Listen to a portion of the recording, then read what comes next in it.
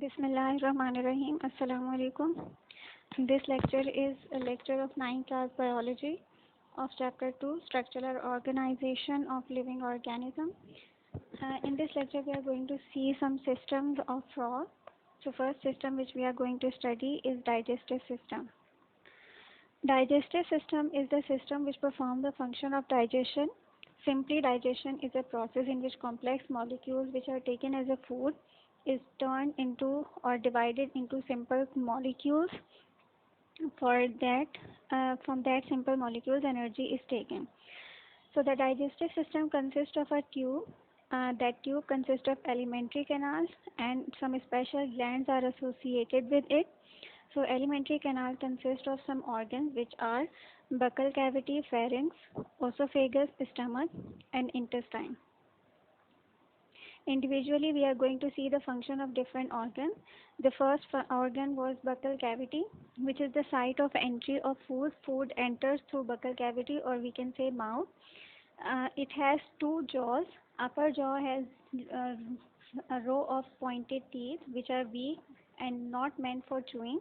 Means the function of teeth is not to chew the food, but only it catches the food or it holds the food in such a way that it doesn't slips out of the mouth. And in the meanwhile, the food is swallowed. The tongue, which is present in the buccal cavity, is attached from the behind, not from the front. So this unique feature helps the frog to catch insects from far distance also, or from a bit of the distance. How to catch or how to take the food? In order to take food, it extends its sticky tongue out of the mouth. It catches the prey, which is most of the time insects, and then it is swallowed. After buccal cavity, food enters in pharynx. Food enters in pharynx and it is a narrow pipe.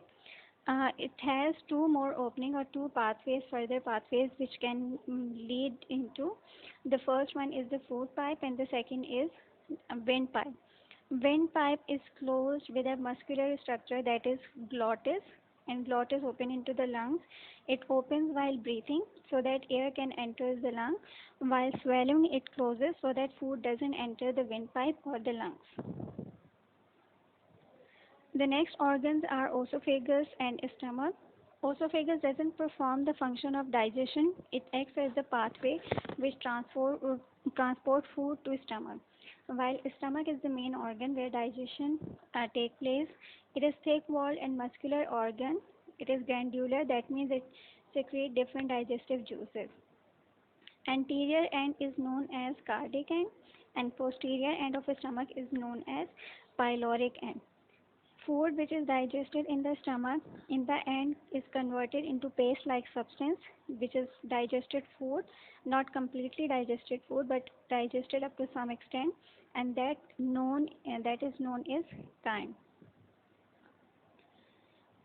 After stomach, food is transferred into intestine. And intestine, depending upon the shape and size, is divided into two types: small intestine and large intestine. Intestine is long and coiled tube and where digestion takes place, and after completion of digestion, the digested food is absorbed in blood also. While the food which is remaining or which is indigestible food or undigested food is passed into large intestine, from where it is excreted out of the body in the form of feces through cloacal aperture. Two glands which are associated with digestive system are liver and pancreas, which play an important role in digestion. Liver is reddish brown organ gland which is present adjacent to stomach, and it secretes digestive juice which is known as bile. Bile, before its release, is stored in a pouch-like structure present beside liver that is known as gallbladder. It stores the bile juice, and whenever it is required or needed, it is released into small intestine. The second gland or second organ which is associated with digestive system is pancreas, which lie between stomach and intestine, and it secretes pancreatic juice. Pancreatic juice and bile juice, both juices help in completion of the function of digestion which occurs in small intestine. From liver, hepatic duct is released, in which bile juice is released, and from pancreas, pancreatic duct, which fuse together to form a single or same duct, which is known as hepatopancreatic duct, and that duct receives juices from both liver and pancreas and is released into small intestine. This is the digestive system of frog. The second system is respiratory system of frog, which perform the function of respiration. Respiration is simple process in which food is oxidized, which is mainly glucose, and from oxidization energy is released, which is used for performing all of the functions in the body. Cell requires oxygen, so that oxygen has to take in the body, and after respiration carbon dioxide is released as waste product. So that requirement of oxygen and releasing of carbon dioxide as a waste product, this whole process is known as respiration. Three types of respiration takes place in the body of a frog, which is pulmonary respiration, which occurs through lungs; cutaneous respiration, when gaseous exchange occurs through skin. That occurs when frog is in water, means during swimming or during hibernation period. And third is buccal cavity, means direct exchange of gases can occur through mouth also. The next system is circulatory system of frog, which perform the function of circulation of blood. Frog has closed type of circulatory system, that means blood completely flows in the circuit or in blood vessels. It doesn't come out in body cavities. Blood is pumped by an organ which is called heart, and whole system is known as cardiovascular system. Cardio stands for heart and vascular means vessels. So cardiovascular system or circulatory system consists of heart and vessels.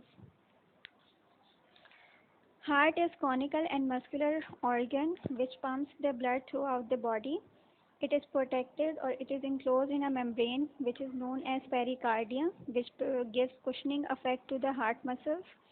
And frog heart consists of three chambers, and along with three chambers, two accessory chambers are also present. The three chambers of heart are known as right auricle or right atrium, left auricle or left atrium, and the third one is ventricle.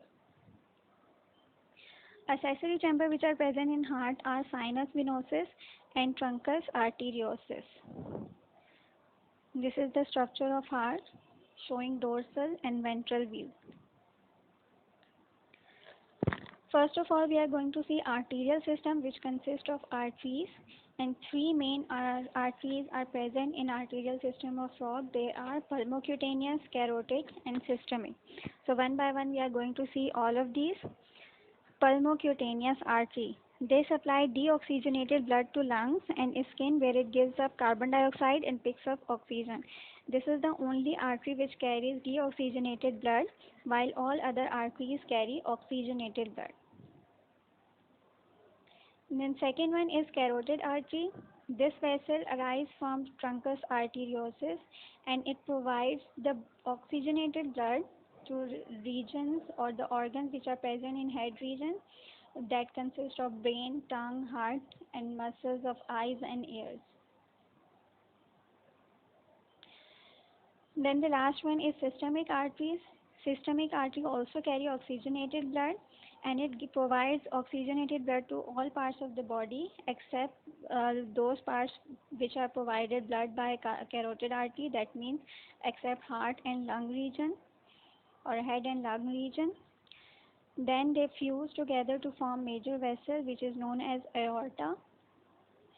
And aorta gives different branches which provides blood to different parts which are present at the lower part of the body, means fore and hind limbs, digestive system, liver, pancreas, kidney, genital organs, and muscles. Then comes the venous system, and venous system consists of veins which brings blood from all of the body parts to back to heart. The major veins which are present in the venous system of frog are pulmonary veins, precaval veins, and postcaval veins. Pulmonary veins are the veins which provided oxygenated blood, which is gained from the skin or from the lungs mainly. So from there they collect the blood and bring it back to the heart, and they pour the blood into left auricle of the heart. The next one is precaval one, precaval vein. It provides deoxygenated blood which is collected from head and forelimbs to the heart. Uh, it collects from several veins which join together to form one major precaval vein on each side. Then postcaval vein. Postcaval vein also collects deoxygenated blood from the lower parts of the body, which were provided blood with the vein arteries such as stomach, intestine, liver, pancreas, genital organs, muscles, hind limbs, etc. All of these organs give blood or pour blood in vein which join together to form one major vein that is known as postcaval. So that's the end of the lecture. The next system or the remaining systems will be discussed in the next class. Allah Hafiz.